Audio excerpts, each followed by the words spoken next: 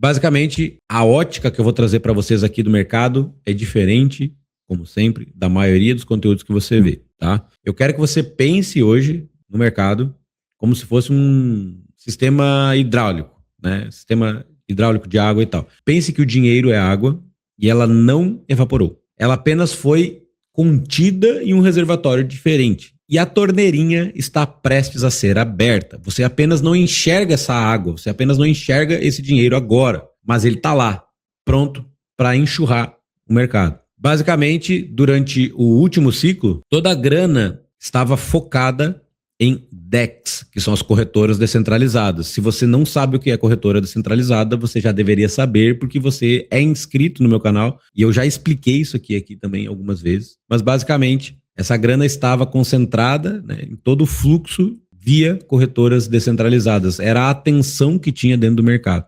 A galera queria 500%, 1000% em tokens voláteis, e sim, foi possível fazer isso com algumas moedas malucas, tá? E algumas poucas moedas com muito fundamento. Quando teve a alta de juro global, esse capital todo migrou, esse capital fugiu.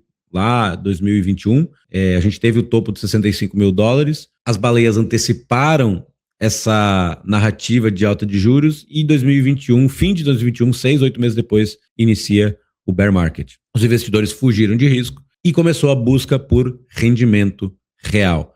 Tanto que esse ciclo que passou, né, do fundo de 2022, 2023 até hoje, a gente teve uma insanidade de yields possíveis, não só com Ethereum, mas inclusive com Bitcoin e stablecoins. Muito disso foi por causa dos títulos de tesouro americano, que tinha ali um rendimento de 4,5%, mais ou menos, e isso foi tokenizado, e o que não foi tokenizado serviu como lastro para grandes empresas, como, por exemplo, a Tether, do SDT, e a Circle, da USDC. Tá? E junto com isso, a gente teve Real World Assets, que explodiu. A gente viu tokens como o Maple, né, que virou o Syrup, né, saindo de 6 dólares e trazendo para a cotação atual, seria 6 centavos, batendo 50 centavos. A gente viu, ao longo do ciclo, Pendle sair de 50 centavos, 1 dólar, para 7 dólares. A gente viu o Wave saindo de 55 dólares, que era meu preço médio na época, passando aí os 300 dólares. A gente viu Ondo Finance nascer e bater 1 dólar e alguma coisa. A gente viu Ethena também nascer e bater mais de 1 dólar, tá? Tudo isso, óbvio, se você se comprou no topo e segurou o ferro, paciência, mas eu tô te falando de upsides possíveis no segmento de Real World Assets e stablecoins. Não só isso, né? A quantidade de stablecoin cresceu violentamente. Eu vou te mostrar isso aqui agora. Basicamente, a gente está num nível histórico de stablecoin, e eu recomendo que você não use esse parâmetro para medir altas do mercado e potencial alta do mercado, porque stablecoin virou um organismo vivo e independente do Bitcoin. Se você vê alguém falando, aquela vez Bitcoin subiu tantos por cento e tinha 100 bilhões de dólares de stablecoin, agora tem quase 300 bilhões, então Bitcoin vai subir 3 vezes mais. Cara, se alguém falar isso, você já para de seguir essa pessoa. A pessoa não sabe o que está falando ou finge que sabe o que está falando e está querendo apenas te conduzir para um clickbait para você consumir um conteúdo bosta, tá? Stablecoins hoje tomaram um caminho independente do mercado e sim, uma boa parte delas pode impactar no Bitcoin, Ethereum, moedas, e provavelmente vai, uma boa parte vai, mas não é uma métrica confiável você apenas ver quantidade de stablecoin no mercado versus capitalização de mercado de moeda. Não é. Vou repetir. Mais de 3% de todo o dinheiro do mundo hoje está em stablecoin. Todos os dólares que existem no planeta, 3% está em stablecoin. Todos os dólares não, todo o dinheiro do planeta. E dessas stablecoins, mais de 90, 95% tem algum envolvimento ou com Real World Asset ou está fazendo parte de lastro dessas stables através de títulos do Tesouro Americano. E por que eu estou falando isso? Porque essa semana a gente teve RWA flipando DEX. Ativos do mundo real ultrapassando o volume de corretoras descentralizadas. Uniswap, Aero, Kyber, Júpiter, todas essas paradas que a gente faz swap, né, a troca direto da nossa carteira, já ficaram para trás no número de volume no mercado cripto dentro do DeFi. A gente tem, né, 17 bilhões de dólares, que é o valor atual de ativos do mundo real on-chain, aproximadamente. Estou te falando de um mercado que cresceu apenas em 2025 210%. Não estou falando de token, estou falando de volume de dinheiro. E quem estava junto comigo na época no clube, que tinha menos de 20 pessoas, e eu lembro, eu, Arcanjo e Marius, sábado, às 8h30 da manhã, entendendo os primeiros 200 milhões de dólares entrando nesse tipo de narrativa. Janeiro de 2023, a gente identificou On-Do Finance, que não tinha nem token ainda, uma entrada de 200 milhões de dólares. Hoje, ter um mercado, 2 anos depois, com 17 bilhões, prova para mim que quanto mais eu destino tempo para estudar o mercado, mais eu me antecipo. Esse mercado de reward assets, ele nasceu fim de 22 e início de 23. Antes era só uma ideia, hoje já é realidade. E a prova disso é que o volume de trading especulativo caiu ou andou de lado, e o volume de dinheiro sério buscando rendimento através de reward assets, títulos do tesouro e entre outras coisas, aumentou violentamente. Estou falando de BlackRock, Boyd, Ondo, Franklin Templeton, entre outros institucionais, triplicando a sua mão ao longo de 2025, buscando esse tipo de rentabilidade tokenizada, tendo vantagens sobre o mercado tradicional, enquanto a maioria das pessoas ainda está lá comprando, vendendo moeda, achando que vai ganhar dinheiro. Agora pensa comigo, como que você poderia se posicionar em reward assets em 2026? Você pode comprar tokens de RWA, tem 200 por aí, tokens que a galera nem imagina que são muito fortes em reward assets, são Aave, Pendle, Ethena,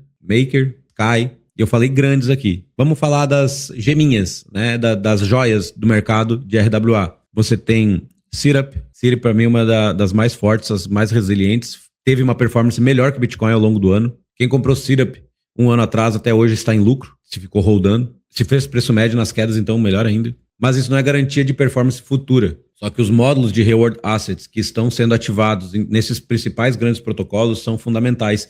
E como o reward assets é on-chain, né, está dentro de blockchain, você ter participações em protocolos DeFi, tokens de protocolos DeFi, onde essa liquidez trafega e você usa esses tokens de RWA, não estou falando do token, estou falando dos papéis, né, das stablecoins de RWA, você também vai ter assimetria, você tem uma exposição indireta, se você ter, por exemplo, uma Fluid da vida, mesmo que ela não tenha um módulo de RWA. Uniswap também, por exemplo, se vai ter liquidez das stablecoins, que são RWA, e a galera usar isso para ficar trocando ou provendo liquidez no Uniswap, você ter Uniswap, você tem uma exposição a RWA. Só que para mim a melhor exposição a RWA não é isso. Para mim a melhor exposição é você capturar esse tipo de rendimento, seja com stablecoin, seja com Ether, seja do jeito que for. Você conseguir capturar 10, 15, 20% ao ano com stablecoin, você tá delícia. Mas o mais importante é ser dentro da sua custódia e não dentro de uma wallet de uma pessoa que criou uma aplicação ou de uma corretora que criou uma aplicação e que tem lá um earn que você não sabe onde é que está o dinheiro, né? Um módulo de rendimento dentro de uma corretora que tudo bem você utilizar, se você está confortável com isso. Eu não fico confortável, eu jamais teria uma grande posição nesse tipo de play, mas você ter a possibilidade de verificar os números dessas aplicações é o que vai te dar segurança para você manter uma exposição assimétrica com alto rendimento em stablecoin, que continua sendo uma das melhores plays do mercado, mesmo enquanto eles estiverem alta. Então, cara, o DeFi hoje não é um cassininho. Ele se tornou uma infraestrutura legítima, bancária, onde grandes estão usando as ferramentas que você e eu já utilizamos há vários meses, há vários anos. Enfim, nisso você tem esse gráfico da Artemis, que mostra esses 300 bilhões de dólares em stablecoins, que são nada mais nada menos que um dinheiro parado em blockchain.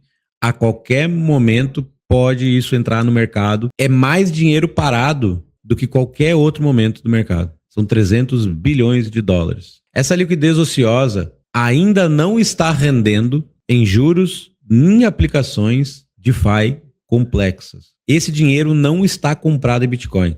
Ele está parado em carteiras e é como se fosse munição pronta. Lembrando, não quer dizer que esses 300 bilhões vão entrar todo ele no mercado. Mas hoje, se entra 1/3 disso, se entra 100 bilhões, isso seria totalmente plausível, a gente tem uma alta expressiva no mercado. Basicamente, a base desse capital e o efeito multiplicador é violento. Se você der um zoom out aqui para entender a magnitude disso, você vai ver essa paulada acontecendo. A gente tinha 10 bilhões no último ciclo e a gente tem hoje mais de 270, praticamente 300 bi, não é milhões. A gente tem quase 300 bilhões. A gente tem também hoje uma liquidez muito descorrelacionada com o preço do Bitcoin. Se você pega esse gráfico aqui, ele mostra que a linha verde das stablecoins já rompeu a máxima histórica e continua subindo, que é o mais importante. E o Bitcoin de lado. Então a gente tem, em algum lugar aqui, a gente vai ter assimetria. Qual é que é a parada?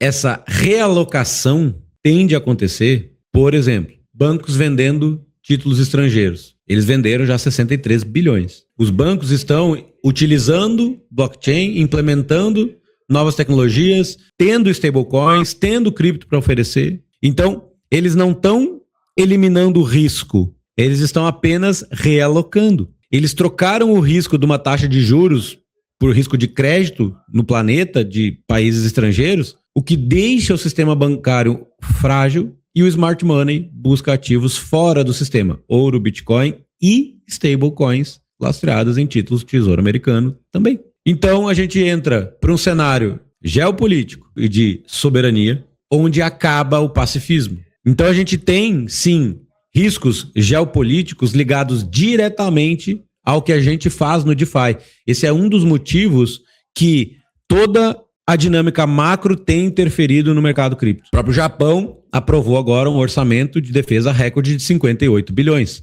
e encerrou 80 anos de calmaria. Quando essas grandes potências se armam de novo, né, a confiança nos títulos de dívida cai. Se o mundo está em conflito, você quer ter o seu dinheiro em um ativo que nenhum governo pode congelar ou confiscar? Diga-se de passagem, stablecoins são altamente centralizadas. É uma cartinha lá do governo para não sei quem lá, para Coinbase ou para Tether. Cara, seus USDT ou USDC são congelados. Só que, sendo bem sincero, para mim, na minha opinião, o interesse financeiro para que isso não aconteça é gigante. Tipo assim, tem que ter muito dinheiro do planeta dentro de stablecoin para que depois a gente corra um risco de controle majoritário, blá blá blá, e centralizar. Tá? Então, como apenas 3% do dinheiro do planeta está em stablecoin, por enquanto isso não me preocupa. E aí, entendendo essa fuga, a gente tem um dos assuntos mais comentados na semana, que é essa corrida pelo ouro e pela prata, que essa rotação tende a acontecer em breve, porque só a prata subiu mais de 175% em 2025. Foi o ano de mais performance desde 1979. Isso tem muito a ver com inteligência artificial também, o próprio cobre também, a dinâmica de mercado mudou, a dinâmica de metais mudou violentamente, tá? A gente teve aí essa semana também a Apple perdendo lugar para a prata dos ativos mais valiosos do planeta. Então, o capital já buscou a segurança. E aí, a gente consegue enxergar, e eu já trouxe vídeos aqui mostrando rotação de capital histórica, indicadores históricos que sacramentaram o fundo do Bitcoin, comparando Bitcoin com ouro, Bitcoin com prata também. A gente tem um gap de valuation, a gente tem uma relação que a gente está numa mínima desde setembro de 2023 e olhando para Bitcoin e prata e o ouro que caiu, o Bitcoin em relação ao ouro caindo mais de 50% desde o início do ano. Por que você tem que olhar para isso? Porque tem infraestrutura RWA e bancária pronta. Tem 300 bilhões parados em stablecoin. Isso não vai parar de aumentar. Eu imagino que a gente vai bater $1 trilhão de stablecoin em 2026 no mercado cripto. A gente tem o sistema tradicional escondendo todos esses riscos macro e migrando, escalonando isso via blockchain de uma maneira que o mercado tradicional não enxerga, né? O varejo tradicional não enxerga. Mas eles estão realocando o risco. E a gente tem um mundo em conflito. Mas é um conflito majoritariamente midiático. Eles estão só se aproveitando desse movimento. Como, por exemplo, aqui no Brasil, recentemente a briga foi de Havaianas. Enquanto isso, grandes rolos governamentais estavam acontecendo. O que importa são os dados e a informação transparente. E, basicamente, o mercado está se babando para explodir. O amadurecimento do Real World Assets, né, os ativos do mundo real, que está com volume maior que corretoras